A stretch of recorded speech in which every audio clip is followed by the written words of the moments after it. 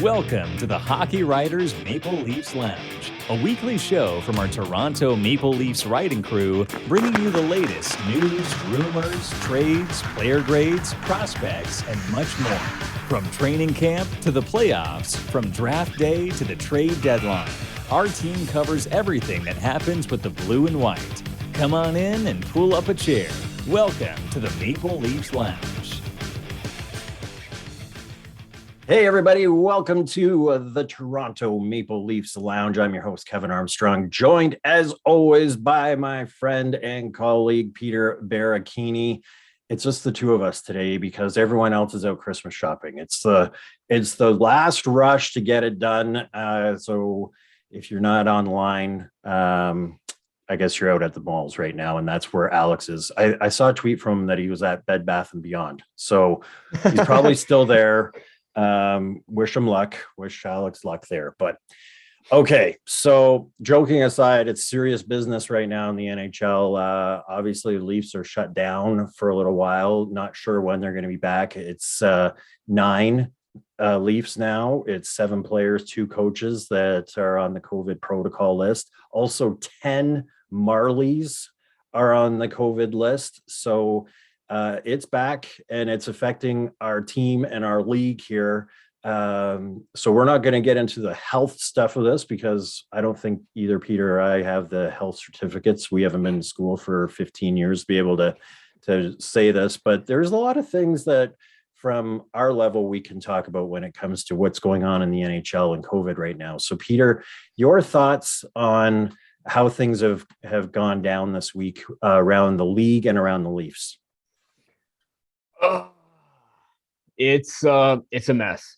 I mean, there is no other way to wrap around this. I mean, ever since 2 weeks ago when we started to see cases increase among the players, game after game after game, there's always positive tests. Even beforehand, positive tests and games are still being played, and that's contributing to the massive spread. I mean, for example, the Maple Leafs played the Edmonton Oilers, and then Dave Tippett and Ryan McLeod were placed in COVID protocol, either for precautionary reasons or actually ahead of the game. And the Maple Leafs went ahead and played with it. And now you're seeing the effects. I mean, not necessarily the effects of that game, but they tested positive. 4 players tested positive in Vancouver, or 9 rather, before their game against the Canucks. And that game was shut down as well. So you have to think that from Tuesday to Thursday, Friday, 3 days in between, that's basically all it takes. Even if you're taking the proper precautionary measures and doing everything by the book, which the Maple Leafs have done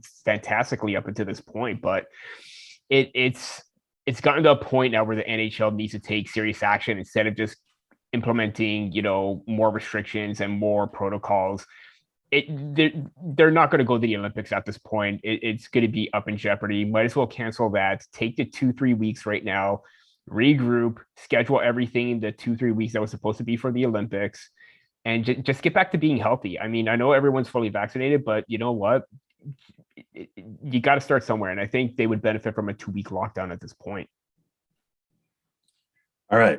A lot to unpack there. So I know that Dubas was asked about that in his press conference with the Olympics, and the way that Dubas always does is that's up to the players to decide, and he would never prevent somebody from following their dreams that way.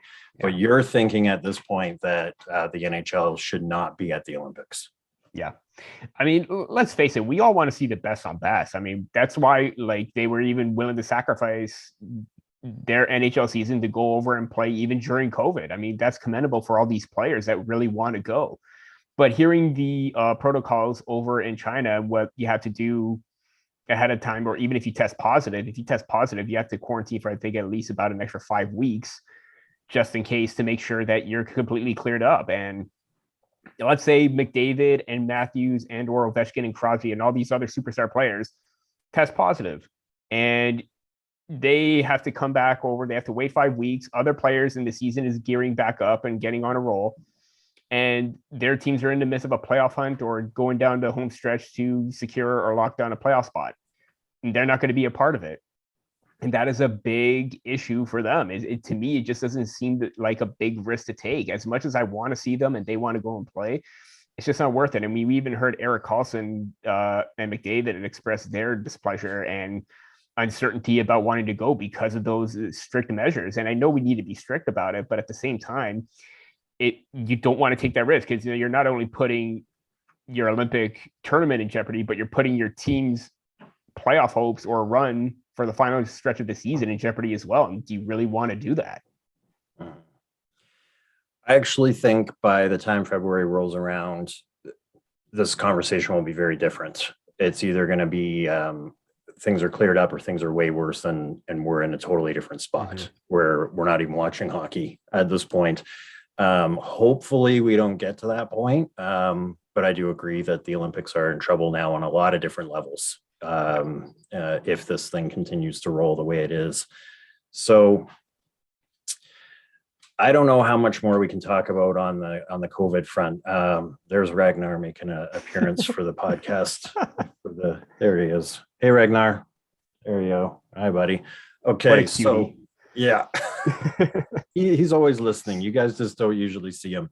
But now there's an interesting side of this. A few more things on the COVID front. Mitch Marner is on LTIR. He was supposed to be back on December 27th. Now, with these games being postponed, he can't come back until the earliest at this point, as we speak, January 3rd. He could be healthy for a while now. And then when we're talking about more postponements, possibly, Mitch is going to be healthy and not even able to play. So, and I know that Mitch isn't the only player. There's probably lots of different players that are in this situation. So this is another example of how the NHL has got to make changes to better reflect what's going on in the world.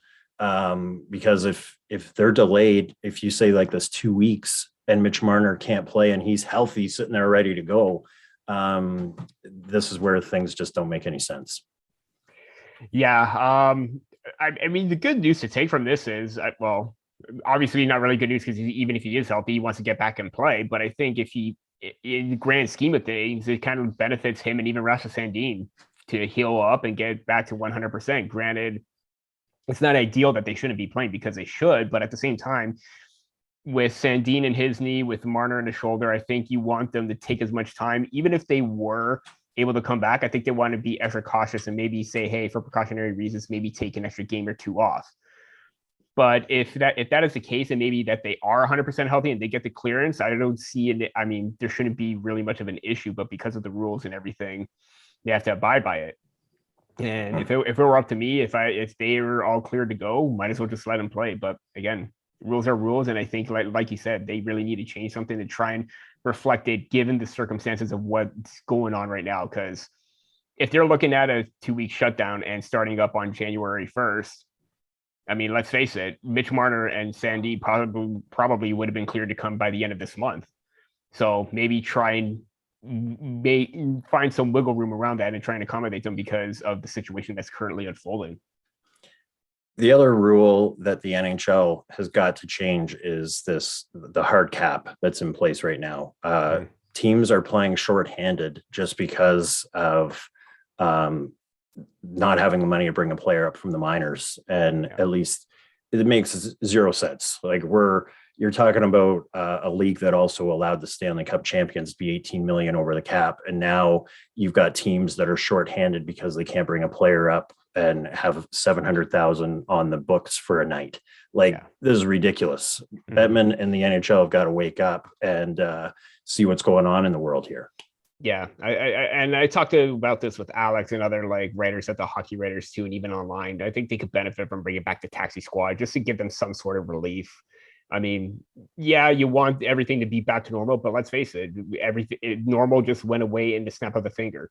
So make some accommodations, try and be some sort of, or give some sort of leniency for the NHL teams, because it really is unfair. It really isn't. You have teams that are even playing shorthanded with 10 forwards, 4 defense, and even 2 goaltenders.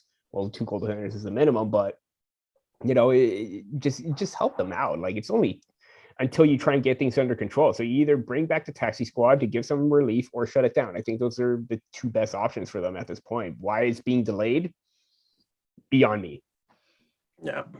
And that's by making teams play shorthanded, then you're risking you're risking players at the Mhm. same time. There's a reason that there's supposed to be that many players on the bench at any given time, and to make players have to play extra, maybe being fatigued, maybe getting injured, you're just setting up a world of hurt at this point. Yeah.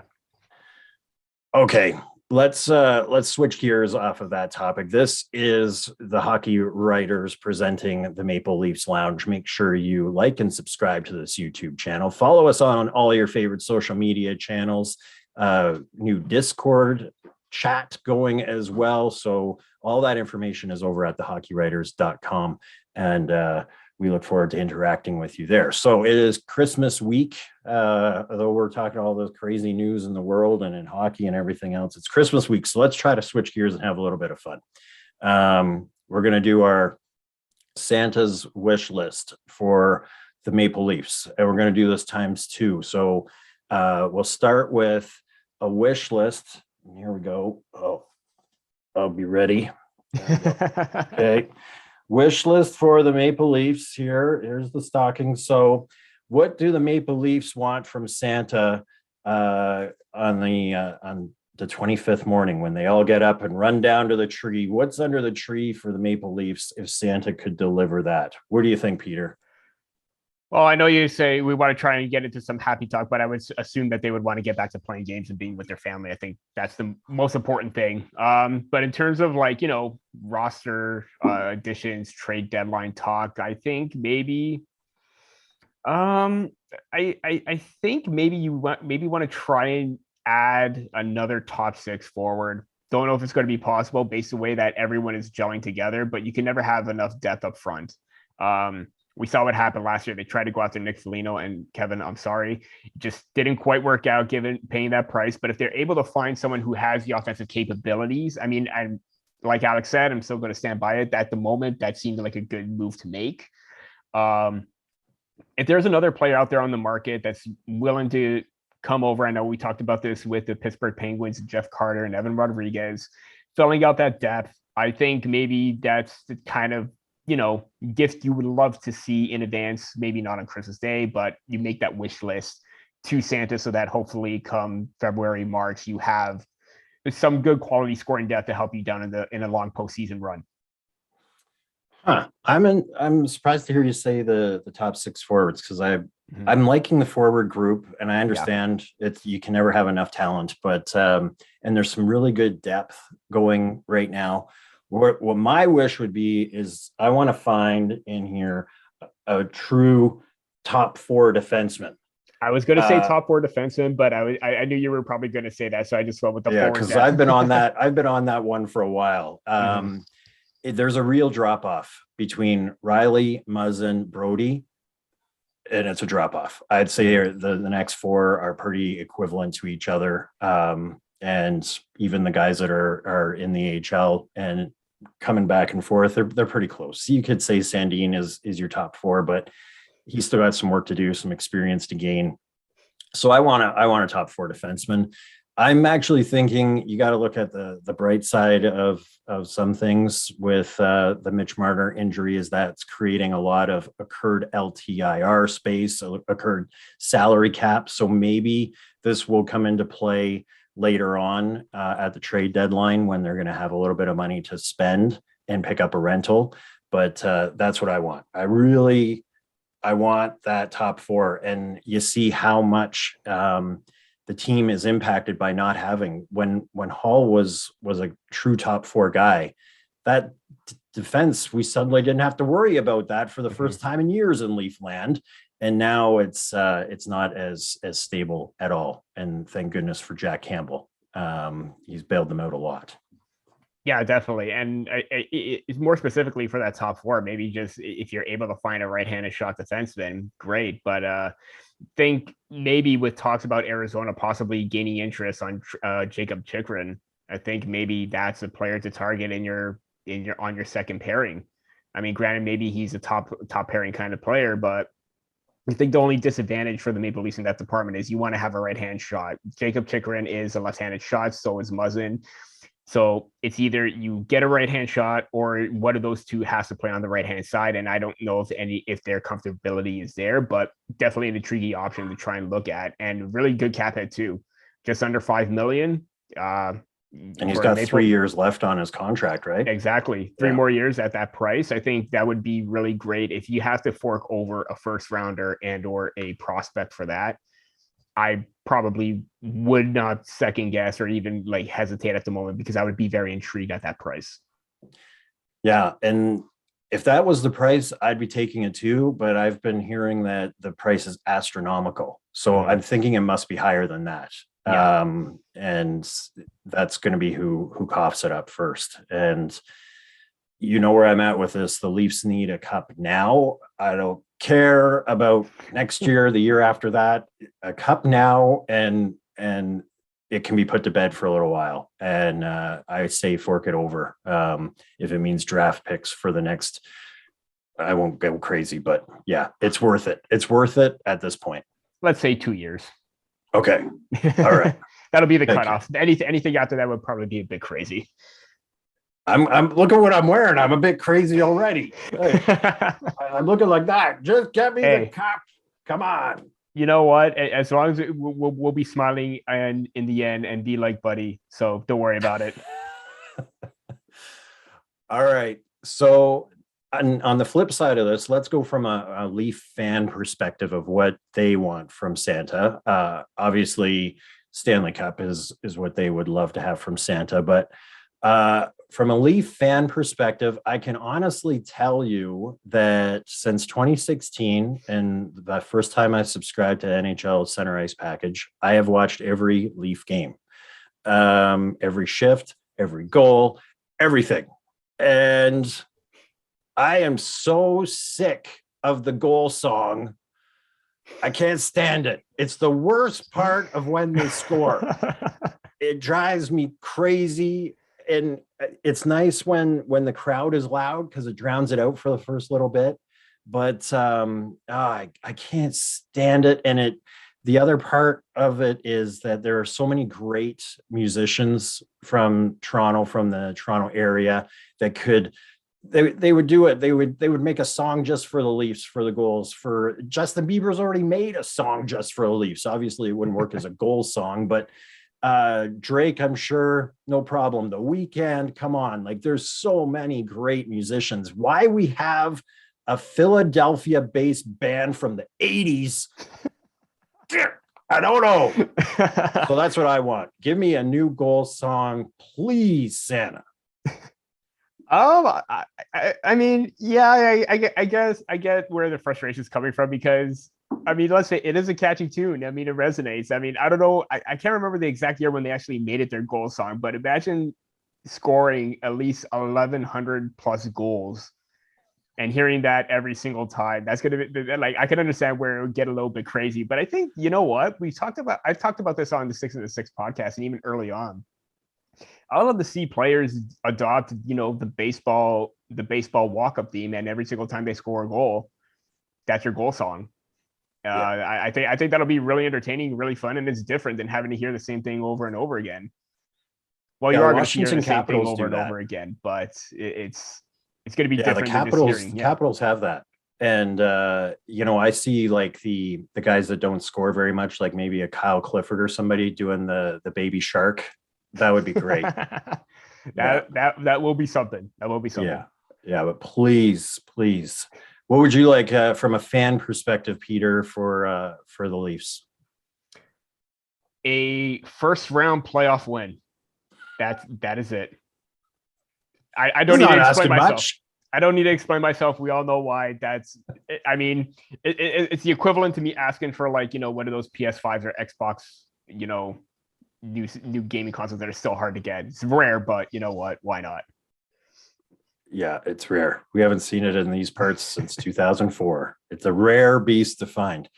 I'm going to add one more since we've got a little bit of time, but from a fan perspective, I would love to see a different Carlton. The mascot, okay, and I understand you need your mascot to be kid friendly and it needs to be promotions and you get it out in the community and everything else, so it can't be crazy. But for playoffs, I want a real polar bear looking thing, a mean, crazy mascot.